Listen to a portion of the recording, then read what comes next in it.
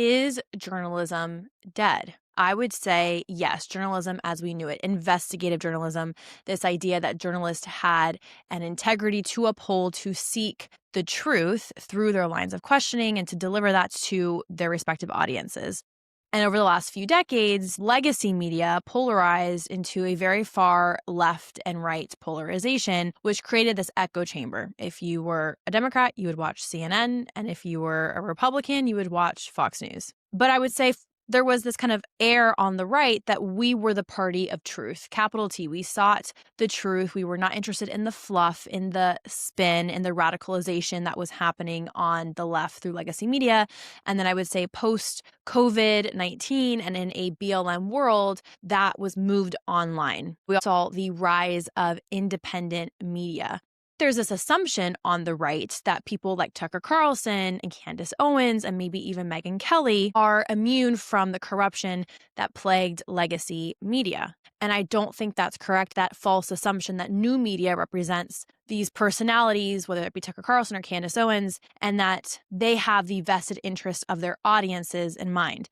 At the end of the day, Tucker Carlson and Candace Owens are elites, just like the rest of the legacy media. Neither Tucker Carlson nor Candace Owens really represent your average everyday Republican. Even if you look at the evolution of Tucker Carlson from the bow ties when he was on Fox News and in legacy media, I believe he also worked at CNN and MSNBC. So he's worked for both left and right-leaning legacy media companies. He evolved into this kind of everyday man persona. His fly fishing, his set that looks like he's in a log cabin. The affect he's trying to emote is that, I'm one of you. I look like a blue collar man. I have the hobbies of your average rugged GOP Republican conservative man. I fish, I hunt, I have this like rugged cabin. I wear a vest, I wear flannels. I think it's largely performative. Now, do I think that Tucker Carlson likes to fly fish? Sure. But the evolution in his persona, I think, speaks to the audience he's trying to catch, which is the everyday middle American Republican conservative who trust him to bring them the truth, capital T, because again, he's not tied to Fox News or a legacy media outlet. They assume everything he puts forth is genuinely going to represent their vested interest. And Tucker has taken on this, just asking questions tactic that Candace Owens also does. And of course, this culminated in the Nick Fuentes interview. That subsequently resulted in a debate over free speech and this idea that, anti-Semites, that accusation is the new BLM, kind of cancel culture and this pressure to conform to one narrative, which I do not believe to be true. And I will dissect that later on in this episode. And this idea that you can't tell me who I interview has emerged on the right. Even Steven Crowder, who has been an outspoken critic of Candace Owens, kind of took this position. The president of Heritage took this position. Megyn Kelly has taken this position. Brett Cooper, Matt Walsh, these individuals kind of appeal to, both of them, both Tucker Carlson and then Ben Shapiro, who pushed back against Tucker's interview with Nick Fuentes, are my friends. So I'm not going to take sides. And I'm not going to cancel Tucker because he has the right through free speech to platform whoever he wants. Now, that is correct. This is not a free speech debate. No one on the right who is critiquing Tucker Carlson or asking individuals like Megyn Kelly, who yield a lot of influence, to rebuke the radical ideas he has platformed, seek for Tucker Carlson's right to free speech to be overridden because he platforms Nick Fuentes. No one is calling for Tucker Carlson to be canceled, for his YouTube to be taken down, for him to go to prison for what he said. That would be a violation of his free speech. What a lot of people, including myself on the right, are asking for other influential conservatives to do is to ostracize the dangerous ideas that Tucker Carlson is platforming on his channel, or to honestly debate him. Tucker really gave no defense of interviewing Nick Fuentes. I think he kind of flippantly said, I have his number. If you want to do a better interview, you interview him. I think that was kind of thrown out there, not in regards to Megyn Kelly, but just to anyone who's critiquing him about interviewing Nick Fuentes. And what I would zoom out and say, this has nothing even to do with the Nick Fuentes interview. It has to do with what Tucker Carlson has been doing on his platform, which is interviewing communist apologists, fascist apologists, Islamic apologists, all of whom are obsessed with the Jews and all of whom hate the Jews, when the through line of all your guests is that they lean towards some totalitarian or authoritarian bent, whether that be communism, fascism, or Islamism. And that all of these different political philosophies or worldviews also blame the Jews. I think your average conservative who says, I don't identify with that, is within their right to also exercise their free speech and criticize Tucker Carlson. Okay, so that brings me to Megyn Kelly. Because Megyn has said she's a close friend to Tucker, I do think that there is a loyalty there from their time at Fox News. But I also am going to suggest that perhaps she has also been influenced by these special interests that have been backing Tucker Carlson.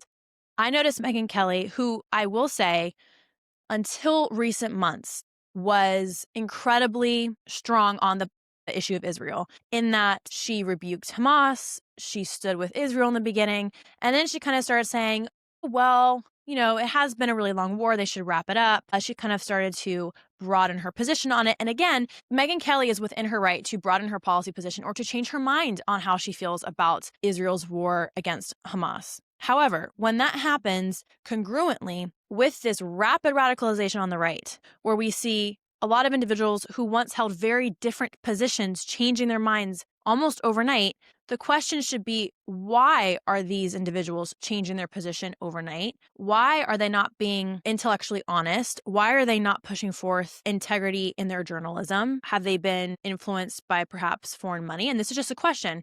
But when you see a sweeping movement on the right with a bunch of influential people, and we know that Qatar pours billions and billions, hundreds of billions of dollars into the United States, and a lot of that going towards education and media, and China does the same, and Russia does the same, and they've done that with the legacy media, and that has carried over into the new media, we should be critical and ask the questions, why? So I want to walk through when I started to see Megyn Kelly shifting.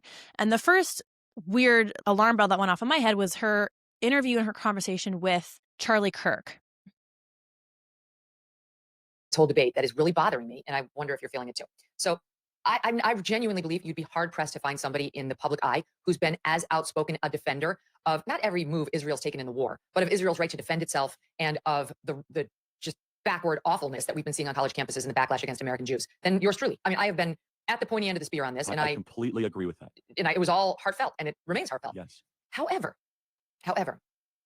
my contention here is that some in the pro-Israel camp are so knee-jerk about calling you anti-Semitic or getting deeply offended if you say anything that doesn't align with their narrative, that it undermines their own cause. And I have to tell you, I find it very irritating because I do feel like some of us have earned the right to have some credibility on the subject of Israel and don't want to be called those names when we have some mild pushback on some of the overreaches, whether it's, you know, whether they're winning or losing the propaganda war right now. And my contention is they've begun to lose it. And I realize it's propaganda coming at us from Hamas, but their numbers have turned here in America. They've turned not so much with Republicans, a little bit with Republicans, but completely with the Democrat Party and with independents. They have shifted mightily from at least double digits highs to single digit lows now when it comes to approval. And also with respect to, you and I speculated about this at the Turning Point event, whether the possibility of Jeffrey Epstein possibly being a Mossad agent or asset or affiliated with, that's been turned around on me too, to you must be anti-Semitic. What the hell? That's such bullshit. The same people who say you can criticize Israel, that's fine, we won't call you anti-Semitic if you criticize Israel, now turn around immediately and say you're anti-Semitic for even raising that. I completely reject that. And I've raised this as a pushback against my friends on that particular strain of the aisle to watch it, because you don't want to alienate people who are openly your friends by going nuts in your crackdowns on mild pushback on anything related to Israel. Now you take it. I'm so glad you brought this up, and I would second that. Megyn, I think I have a bulletproof resume showing my defense of Israel, both on campus, on social media, to great, you know, let's just say mockery and scorn at times, right? Because I believe it, right? I believe in the scriptural land rights given to Israel. I believe in fulfillment of prophecy. And again, I'm not a theologian, but I'm a Christian. My life was changed in Israel. The spiritual energy is so amazing there. I want them to win. I've said that repeatedly. Same. And however, Megyn, you're hitting on something very potent and important. Now, let me first say, I don't want to judge an entire group, because there's been many people in the pro-Israel world that have been very sweet, very kind, very nuanced, very Charlie, you know, you're with us, you don't have to agree all the time. However, and I will say this, the behavior by a lot, both privately and publicly, are pushing people like you and me away. Not like we're going to be pro-Hamas, not like we're going to, but we're like, honestly, the way you are treating me is so repulsive. I have text messages, Megyn, calling me an anti-Semite. I am learning biblical Hebrew and writing a book on the Shabbat. I honor the Shabbat. Literally the Jewish Sabbath. I visit Israel and fight for it. And there's another article out in the Times of Israel today. I could read it on air. I was just reading before I got on. Charlie, what are you doing? Like, what am I doing? I'm sorry. Like, let's just take a step back here. Like, I'm an American citizen. Yes, I want Israel to win. Yes, I'm a Christian. But like some of the mess, and you've seen how I've been treated, Megyn, by some, not all, by some. No, it's very irritating. It's been so unfair. They were coming after you after Turning Point for, among other things, that you had Dave Smith there. Dave Smith is allowed to criticize Israel You're both sides. No, The Israeli side was you're not allowed to, overrepresented. though. No, you're not allowed to. It's even worse than that. Again, I just want to repeat for the 5th time. Okay. So this idea that you're not allowed to criticize Israel, and that is why Charlie was getting pushed back. I think that this is disingenuous on both Charlie and Megyn's interpretation of what was happening. It is perfectly valid and actually healthy, and a sign that the Republican Party is of sound mind, that we could look at someone like Dave Smith or someone like Tucker Carlson and say that they don't represent Republican or conservative values. And yes, you can debate them. I do believe he platformed Dave Smith to debate, which I'm more of a proponent of. He platformed Tucker and gave him the stage to make a speech in which he peddled falsities or revisionist history. And again, this kind of suspicion towards the Jew. And when you invite someone on to your stage at TPUSA who has a demonstrated history with who he has interviewed, including Daryl Cooper, that praise Hitler and that reframe the West as the villains of the world, then I think it is healthy that your donors, Charlie Kirk, or your fans, Megyn Kelly, push back and say, okay, whoa. Why are we legitimizing the ideas that this person is putting forth? Again, debating would be great. You know what's interesting? Tucker Carlson won't debate anybody. Why isn't that the question that Megyn is honing in on? If you believe what you are putting forth, you should be able to debate those ideas in the public arena, which is everything that Charlie that was his model politically, and one that I think should continue. But why isn't the question, hey, Tucker, why won't you debate Mark Levine or Ben Shapiro? Why is it? Well, because he's putting forth radical ideas that just cannot be defended, and it would expose him as a fraud. That's why he won't debate. I think this knee-jerk reaction that, oh my gosh, I've been called an anti-Semite. Okay. I think Ben Shapiro made this point on stage at the live tour, because I was in the audience for that one when he was in Jacksonville with Megyn Kelly, which was, Megyn saying Tucker's been called everything in the book, and, Tucker's going through something. First off, I don't know what Tucker's going through. For one, if he's getting pushback because he has a large platform, okay, that's to be expected. You have a large platform, to whom much is given, much is expected. Okay, you're not a victim because people are speaking out against your bad ideas that you chose to platform. That's one. Two, Ben Shapiro made the point, okay, so what, you've been called an anti-Semite? So what, you've been called a racist? We've all been called that. If you have a platform and you've been in the political space in the last decade, you have been called everything in the book. That does not give you then the excuse to become what you're being accused of or not be accountable for the radical ideas that you are putting forth. And again, this whole plausible deniability, Tucker hasn't come out and said he hates the Jews. Okay, well, he's platformed like Islamists, communists, and fascists who all hate the Jews and whose entire interviews are bent towards addressing the Jewish question, the greater Israel conspiracy. I mean, that's just propaganda as well. So no, that is anti-Semitic. And if you platform people like that and you don't check their bad ideas, then you might not be anti-Semitic, but you are complicit. And if you have a knee-jerk reaction to that accusation, then maybe that's your pride. You should not be that easily offended. I love Charlie Kirk. I can love Charlie Kirk, and I think his legacy is incredible. I think he's one of the greatest men of not just our generation, but many generations, and he will go down in American history as a significant figure. I can disagree, though, on how he handled this now rising debate on the legitimacy of platforming someone with radical ideals and not pushing back against them. This interview was the first time I saw Megyn being irritated and annoyed. And again, she said, well, I support Israel. That gives me enough credentials to then push back on certain things. Sure. But it's not like, oh, I support the Jews, but then therefore I can also platform Marjorie Taylor Greene and Tucker Carlson and not push back on any of their radical ideas. You become complicit. And if you're willing to be that complicit after you've had a career full of hard-hitting journalism, my question then to Megyn is, okay, you're complicit, but you're also so brilliant and intelligent that I have to believe your complicity in these bad ideas is then motivated by potentially something greater than just friendship. The next interview I saw that I was like, oh, this is so interesting, is where she is addressing the pushback again on not cracking down on Candace Owens and Tucker Carlson. This is on the Fifth Column podcast. Accept people. That's kind of a new position for you. I don't have that power. Yeah. That is not within my capabilities, nor do I want it to be in my power. I mean, obviously, we're talking about the pressure on me right now to denounce Candace Owens or denounce Tucker, which I've said I did that on your show, by the way. Yeah, that's my role. Well, Megyn. that's part of the point I was going to make. Yeah. So there's a lot of pressure on me to do that, and I'm not going to do that. And I've been You've been clear about that on Twitter. Yeah, I've been having Twitter wars, X wars. I've said it on my show, and people are very angry with me for not doing that. And that's people within your own camp, by the way. Yeah, a lot of people that I know that are friends of yours that have been pretty rough. Well, they're very frustrated with some of the coverage that they're seeing from those two, and they think I have the power to like chastise them out of this coverage. And I don't think I have that power, nor would I exercise it if I did. I'm not interested in doing that. I am not godmother to the Republican Party. I'm not anybody's mommy. I'm responsible for what I say and only what I say. And my approach to covering the news and covering Republican politics and all the wars that we're discussing is generally to get as wide of a diverse viewpoint, group of viewpoints on my show as I can. You mentioned the tour. We're having Tucker Carlson on the tour, and we're having Ben Shapiro, I think, the next night. Or it's reverse, like literally within a couple nights of each other. I think you have them the same night in a cage. If there's anybody in the nation who could get those two guys to come on together, it is me. I submit humbly. I really do think I could make that happen. Sure.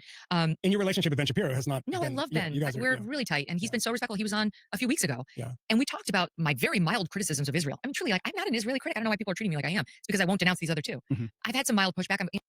But the other two, so Tucker and Candace, are not just critics of Israel. They are vehement anti-Semites who insinuate, or in the case of Candace, explicitly state that there is a Jewish cabal that is running the world, that they are the overlords of the world, that we as the United States are not a sovereign nation, we are controlled by the Jews, that everything wrong in the United States, including Tucker Carlson suggesting that the Jews genetically engineered COVID-19 is what we are asking you to push back against. This goes way beyond Israel. This has to do with a paranoia for the Jewish people, which has now been galvanized into dangerous rhetoric that justifies the grievance-based politics on the right, which is just identity politics on the right, which Megyn herself speaks out against on the left. And it's what's going to come downstream of these bad ideas peddled by Tucker and Candace that maybe she doesn't have the discernment to anticipate. And maybe if she did, she would speak out against these things. I don't know. But I'm much more concerned with what these individuals are saying and the impact this has downstream for grievance-based politics on the right and identity politics, and then shifting the Overton window than necessarily engaging with where they stand on Israel specifically. I think it's actually a missed opportunity on the part of Megyn, because she could be a very, very strong voice for sound reason on the right instead of, again, capitulating to Tucker and Candace. Be the prime minister of Israel. I'm not even sure at this point. There's no one that loves Israel more than Dennis Prager, who made a video saying the same thing. And I think that that's true. At the same time, when it comes to these people, you know what my position is. I was on your show saying, when you said things are taken out of context, you didn't tell me which ones. So I went back and watched. I just said some of the things. And I'm not saying that's not true. I don't know. But it is true. It happens sometimes. Well, because I said right after that, they've been taking Charlie Kirk out of context. So I went back and I started watching, and it is actually crazier than I thought. I mean, the stuff these days is crazier than I thought. And so I guess the question is, like, what are the guardrails of who you want in the coalition? Who you, say, like, oh, these are people, like, Candace is very popular. That's not up to me. I know it's not. But if you say, He's essentially asking, so is it appropriate then to say that, MAGA, the GOP, the coalition of voters on the right, we don't identify with the fringe radicalism of Nick Fuentes and Candace. So let's not legitimize that. Because again, when you legitimize that, and as they gain influence and followers, the policy window on the right naturally shifts. That is what happened to the left over the last 10 years. And we see the dangerous byproduct of that now, which is radical climate change policies, radical gender policies, DEI, things that the right kind of branded themselves as being vehemently anti. So if we don't want that same thing happening on our side, we have to speak out against it. And I just like Megyn's reaction of like, that's not my job, that's not my position. No, but you can be a voice for reason. And I think that you do have the responsibility, the moral responsibility, if you yield an audience again of her size. We're opinion mongers. That's what we do. We say this is our opinion of X, Y, and Z. Are there people that are off limits for sort of friendly reasons, I guess, in the Tucker sense? Well, listen, there's a reason I've never invited on Nick Fuentes. Right? I mean, like, he's an interesting guy, from what I hear, but he's not my cup of tea. He called Ben Shapiro today filth. He filmed himself doing a little video game where he was shooting Jews wearing the yarmulke and said the one was Ben Shapiro. I don't really need to see an additional video to figure out who he is. I'm good. I got it. That was years ago, and whatever. Okay, I see he's having a resurgence. That's up to people if they want to listen to him. By the way, still not a fan of the Jews. Just in that time, he was like, yeah. Whereas I, on the other hand, have been very defensive of American Jews. Like, I feel like they were bullied, they were harassed. What's been happening to them on college campuses is a travesty. The ripping down of the hostage posters was absolutely disgusting. Now, I make a distinction there between them and Israel, who I have no obligation to defend. But my fellow Americans who are being subjected to blatant anti-Semitism, yes, every day of the week I've defended them and will continue to. I don't have to defend Israel, and I don't defend Israel. I generally am on Israel's side. I'm certainly not on the side of Hamas, which is a terrorist organization and was absolutely violent and disgusting in that 10/7 attack, and I cried on the air after it happened. But that doesn't mean I don't get to criticize Israel. I think it's gone on too long. And as much as I see that Hamas has created propaganda, they've been controlling the narrative, the Gaza Ministry of Peace, whatever they put out, those numbers are all lies, and a lot of these photos are lies, and they put out the sickest child that they've made sick. I know what Hamas does, trust me, and I've been covering it. But that doesn't mean that the devastation and destruction can go on forever. And Israel's now taken out Hezbollah. It's decimated Hamas. It had a war with Iran that we almost got dragged into, in more full flower. It's time Okay, and so when she said a war with Hamas that we almost got dragged into, that was kind of my aha. Okay, Megyn is shifting ideologically. And now it's not just through omission, I'm not going to comment on what Tucker or Candace is saying, because we did not almost get dragged into a war with Iran.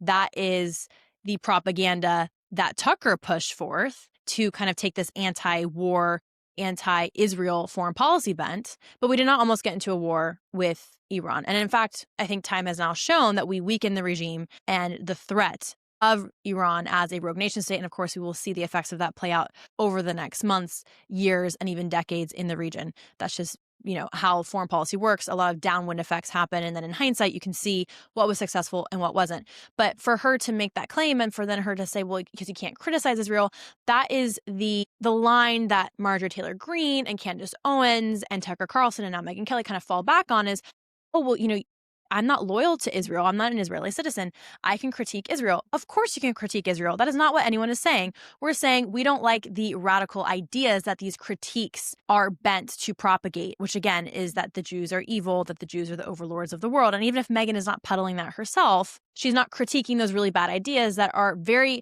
blatantly and obviously the ideological bent of Candace Owens and Tucker Carlson. Again, you might have to read between the lines, but Hitler himself did not explicitly, in Mein Kampf, he did it multiple times, but even during the war, Hitler never explicitly wrote down, we're going to kill all the Jews. His directives came through Himmler, and that allowed Hitler to have an immense amount of plausible deniability. But does that mean we don't hold Hitler accountable as the chief architect of the Holocaust? No, that's ridiculous. So this idea that you're absolved of responsibility if we don't have a soundbite of you explicitly saying something horrendous is ridiculous. I think you can paint the narrative by who these individuals platform, who they interview.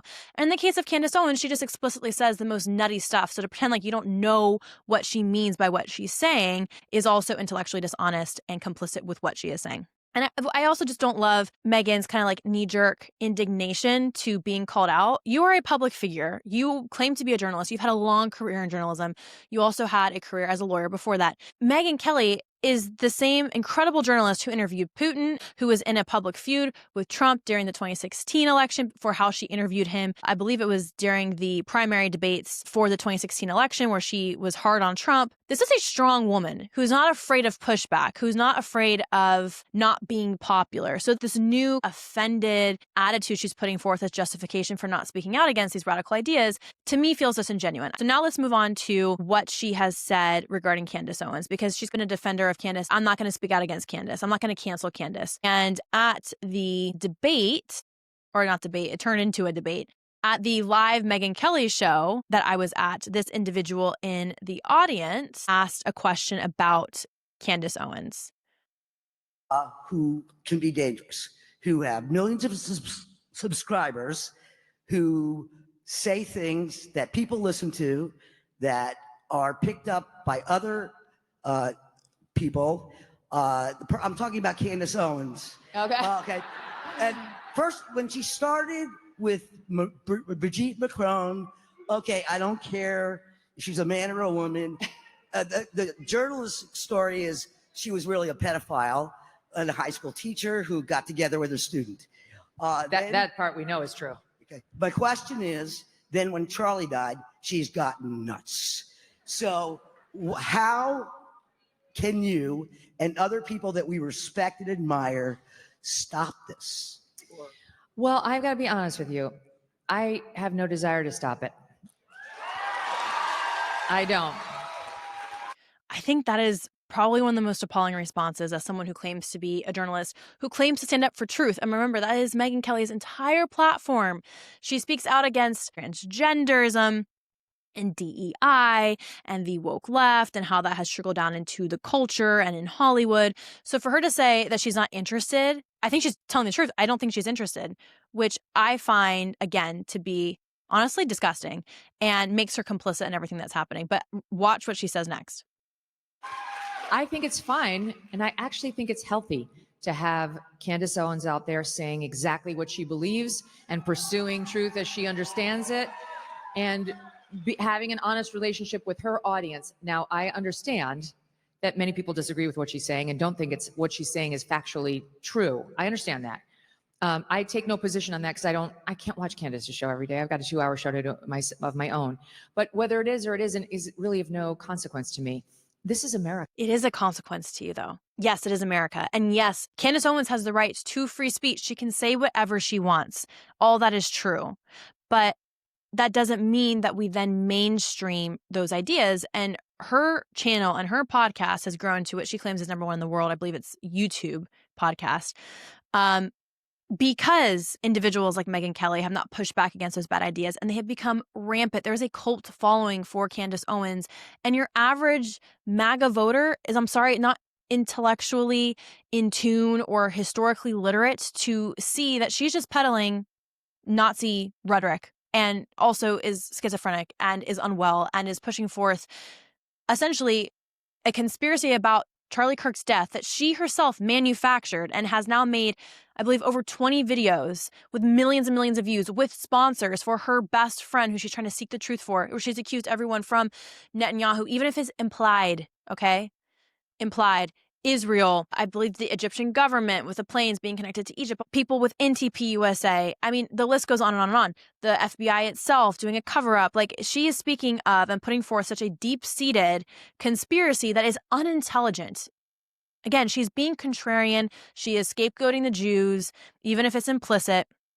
And so it is of consequence to Megyn Kelly, because when we wake up in 10 years and the party is defined by people who look like Nick Fuentes, it's because individuals like Megyn Kelly who yielded the influence to not hold a line and say, okay, yeah, Candace can say whatever she wants. I find what she said to be troubling, and I don't identify with that, because it is of consequence to Megyn Kelly. Maybe not this second, but it will be downstream in the next 5-10 years, in the next election or two, when the essential voting bloc of the youth, when the classic GOP Republican generation, the older generation, unfortunately passes on, and then the youth yield great influence. When that Overton window shifts, when we don't recognize our party, it will be because moments like this, where she says it's not consequential to me, is the position that many on the right are now taking. And by the time people wake up to it, to the radicalism, it's going to be too late. It will already define the Republican Party, just like the left is defined by radical critical theory, neo-Marxist ideas. She's entitled to her point of view. She's entitled to say it, and she does it very articulately and brilliantly. And I think this is also where I'm like, who is paying Megyn to say this? Because there's no way you can think that Candace Owens is articulate. That's not a word I would use to describe her. She's a very interesting broadcaster. Honestly, like, for me, I don't really care if everything is perfectly correct. And she's been right about a lot. And I understand the controversy, trust me. But I think it's great to have these voices. And look at you. She's out there saying her thing, and you have your strong opinions that she's wrong. And you can stand up here and say, like, she's so wrong, I think she's dangerous. Okay, that's fine. You should not click on her face then. That to me is like condescending. They don't click on her face. Okay. Sure, yes, don't watch her content. But when she yields influence with a huge audience, just like Megyn does, it doesn't really matter if individuals like me or like you don't click on her face. This is now snowballed into something much bigger. It is now going to be an existential ideological crisis for the right. So individuals like even me making this yields very little influence, but someone like Megyn Kelly speaking out against it yields great influence. That can move the temperature in the culture on the right. I lost immense respect for Megyn in her response. To the same night that this lady asked the question, she brings on Ben Shapiro to address his feud with Tucker Carlson. I thought he did an incredible, incredible job. And in that, he essentially pushed back against Megyn Kelly and said, well, if someone was peddling the crazy ideas such as Candace Owens on the left, such as Erica Kirk was part of some conspiracy plot or knew about the murder of her husband, you would speak out against it. And Megyn goes, is that what Candace is saying? Ben's like, yes. And then the next night of her tour, Megyn came out and essentially rebuked Ben for peddling something that was incorrect. So let's take a look at that. He said that Candace has been claiming Erica Kirk was behind the murder of Charlie, which I had not heard. And I was taken aback because that seems like something I would have heard. It's so crazy. And I have since learned it is not true. Candace has not made that claim. And in fact, I've now seen several clips of Candace specifically defending Erica Kirk and saying she would never make a claim like that about Erica, and that she is open-minded to other people at Turning Point. That's obvious. She's been making that point. I had heard that point, but she's specifically been defending Erica Kirk And she's been saying she does not think that of Erica. And in fact, if you read her comments, she's under pressure to make comments about Erica. And so far, what I've seen, she hasn't. So thank you for that. Okay, so Megyn hones in on Ben Shapiro saying that Candace is accusing Erica Kirk, which I'm about to show some tweets that I think very clearly show what Ben was trying to say. And again, Candace and Tucker don't explicitly state something, but the affect or the conclusion to the multiple sentences or the entire videos or the entire broadcast or the interviews that they do put forth a message that you can assume summarizes their position on the issue. So why would Ben Shapiro say that? And again, it's interesting because she even acknowledges, Megyn, that Candace is also kind of accusing people within TPUSA. She says that's something different. That's not Erica. But I mean, that itself is ludicrous and insane. It's like, so we're not going to address the fact that she's accused sovereign nations such as Israel and that they took him out. Who does they mean? The Jews, Israel, because he had changed his position on the Jews, according to Candace. In her first video, she came out and said that Charlie was in a spiritual transformation, that he was coming to see things her way, and that he was converting to Catholicism and therefore also changing his position on Israel. She said that 6 days after, or maybe it was even within 24, 48 hours of his death. This was the first video that she put forth about Charlie before she went on her insane investigation of Charlie Kirk's death. So she's speaking on behalf of a dead man who Megyn also claims to be a friend of. And you're not going to call her out on that. You're just going to hone in on the slight misspeak of Ben Shapiro, which I'm going to kind of point to now. I don't even think is a misspeak. I think he was just generalizing what Candace has put out. So let's look at some of the things that Candace has put out that Megyn has willfully chosen to ignore. So here's one tweet from Candace. This was October 19th. She says, yes, Charlie was betrayed, period, by everyone, period. Okay, by everyone would then also include Erica Kirk. In another tweet, Candace Owens said that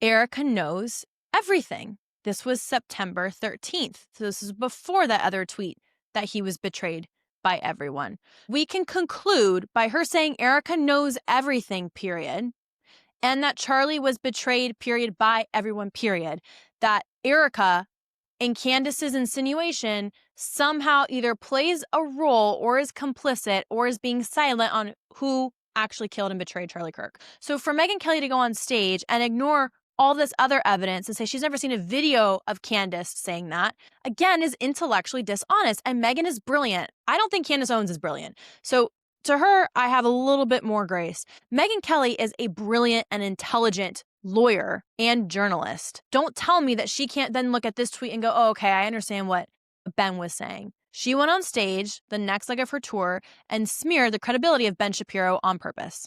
Then there's also this video that Milk Bar TV put together saying like, oh, geez, I wonder where Ben Shapiro would have gotten his interpretation that Candace Owens was accusing Erica Kirk. Realizing that nothing in Charlie's life was real. It's just something that keeps me up at night. Just nothing in his life was real. Like everyone's just like, oh, let's just move on. It's so crazy to want to figure out what happened. Let's just start issuing gag orders. And the way to honor him is to give money. I don't know. There's just something really sick and demonic about the entire thing. It's looking to me like the apparent plan was to assassinate Charlie Kirk, who had at long last faltered on the pro-Israel cause. Okay, his words, not mine. And then to stage a hostile takeover of his brand and of his legacy. Turning Point USA, the conservative grassroots organization co-founded by Kirk, announcing his widow Erica will take over as the group's CEO. There's two things happening here. There's a widow, and then there is the chairman and the CEO, and she has assumed that role, okay? So criticisms pertaining to anything at Turning Point USA that are being directed at Erica are fair. Yeah, I'm putting the fire here right at the feet of Turning Point because I am disgusted. I am genuinely disgusted. I am looking around and wondering whether Charlie's entire life was the Truman Show. No. She literally said that Erica, as the CEO of Turning Point, is fair game versus Erica, the wife. So where did Megyn Kelly get this idea that Candace isn't peddling propaganda against Erica Kirk? Megyn Kelly is complicit in propping up the false narratives and lies of Candace Owens. And again, if it's because she agrees with Candace, I don't know. I think in the case of Candace, she's a lot more fearful of Candace because Candace's army is vicious. And I think she also is fearful it will split her viewership because there are people who watch her as well as Candace Owens who are loyal to Candace Owens.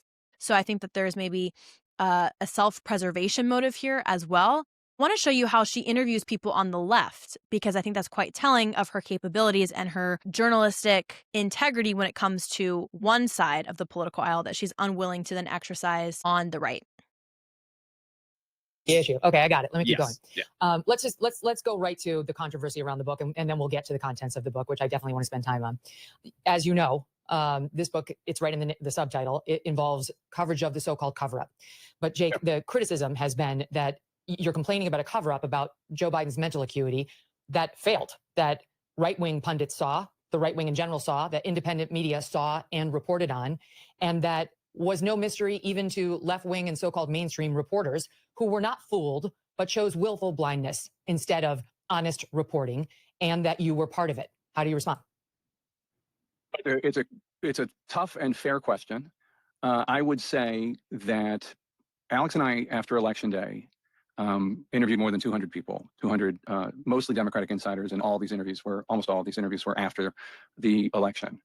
And they justified to themselves what they had done in terms of misrepresenting how the president was, not just to me and Alex and other reporters, but also just to each other and to the world and to Democrats and to the cabinet, et cetera, by saying that there was this existential threat of Donald Trump and only Joe Biden could beat Donald Trump, and that justified everything in their minds.